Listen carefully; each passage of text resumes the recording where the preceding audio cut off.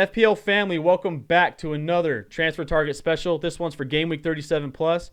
For everyone in Wales watching this, I'm rocking my Welsh rugby jersey today. Hopefully you're having a great Game Week 36 so far. It's been a really weird couple of weeks, hasn't it? Or it's almost to the point now where if you have a player who gets an assist, you're crazy pumped about it, but at the same time you're upset because it's only an assist. It's a weird time we're in right now. And to be honest, I've had a very difficult time coming up with this list because when I watch these matches, a lot of players seem very tired, their legs are fatigued, and the teams themselves seem that they've lost that passion they had when the restart happened. So it's hard to find players I wanted to bring into my squad, but I was able to narrow it down to my top 5. Hopefully you enjoy this video. If you do, hit that like and subscribe button, and let's go ahead and jump right into it. So before I jump into my top 5, I want to start with an honorable mention. I think Nathan Redmond deserves a shout out for how good he looked versus United. Now, a quick note, I want to say that I'm recording this on a Wednesday night, so he hasn't played this week yet, but use this as an opportunity to scout him and see if you like him. Now, with the ball at his feet, as far as the eye test goes, he looked very dangerous, looking to attack, and he plays Bournemouth this next week. Now, I know if you're looking to target someone from Southampton, it's going to be Danny Ings, and I get that, but if you're looking to be dangerous and double up on Southampton, Redmond could be worth a shout at only 0.6% live ownership. Now, I'm not saying he is someone you should bring into your team, but he could be a cheeky play and get away with a goal next week versus Bournemouth. So coming in at number 1, this is in no particular order, by the way, is going to be the budget defender specialist of the week, Eric Peters from Burnley. Now, Burnley have been quietly great defensively all year, led by the FPL savior Nick Pope, and I think he has an opportunity to get a clean sheet this week going up against Norwich. Norwich, they've already left the Premier League. They've already been relegated. But their players seem that they have just been broken. They don't seem that they have been playing with the same passion they had at the beginning of the season. I don't want to pile onto them too much. But there's a great opportunity for Peters to get a clean sheet in this match. Now, I do think Tarkowski from Burnley also deserves a shout here. But he costs an extra 1 million quid extra. So I'm going to go with the cheaper route, especially because I'm bench boosting this week. Spoiler alert.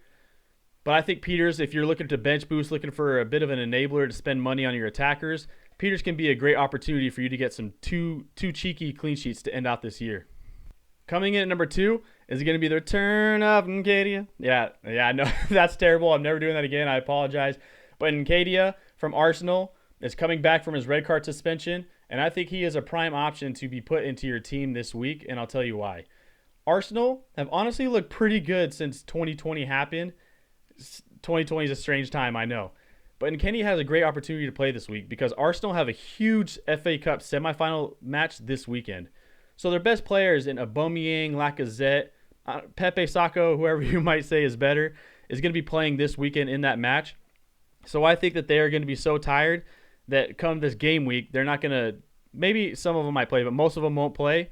So it's a great opportunity for Nketiah to come right off of his suspension and get quality minutes. So that's good enough as it is. But then he's also playing Aston Villa and Watford these next 2 matches. And again, for someone like me who is bench boosting, or even if you're looking to save some money, he's a 4.3 million quid attacker. You can't really get much better than that for that price. I know Greenwood's obviously great. But other than that, you can't get as great of a price for someone who can deliver at times.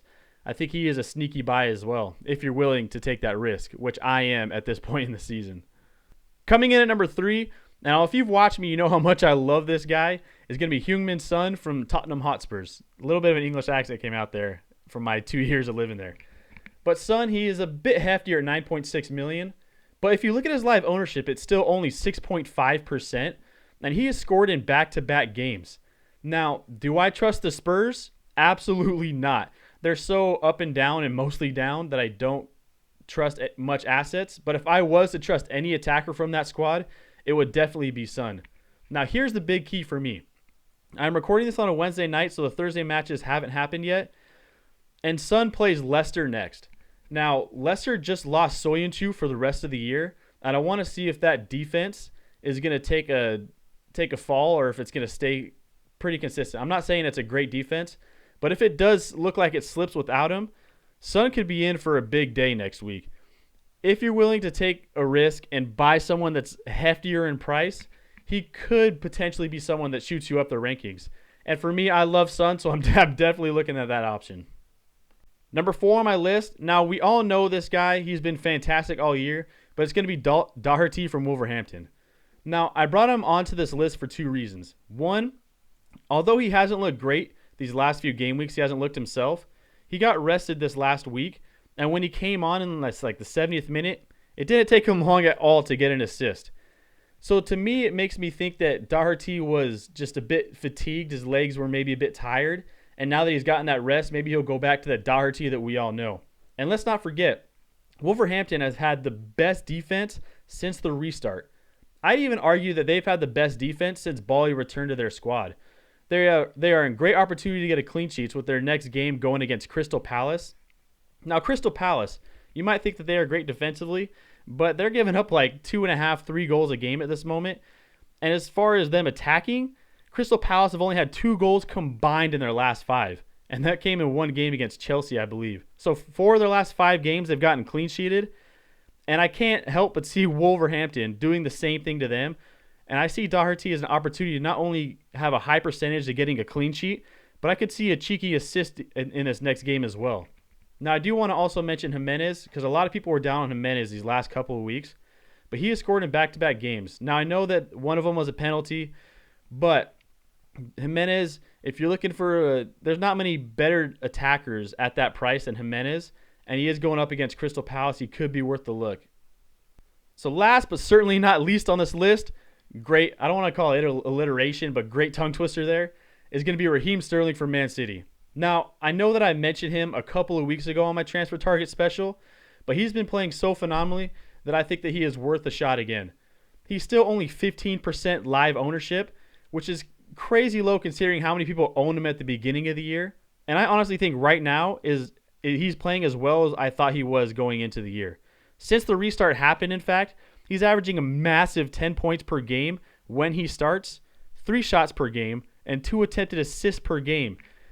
Those are some huge numbers. And for me, as far as the eye test goes, Sterling is so dynamic. Anytime he touches the ball, he's going to get by his defender. He's getting in great positions. He's getting a lot of touches in the box.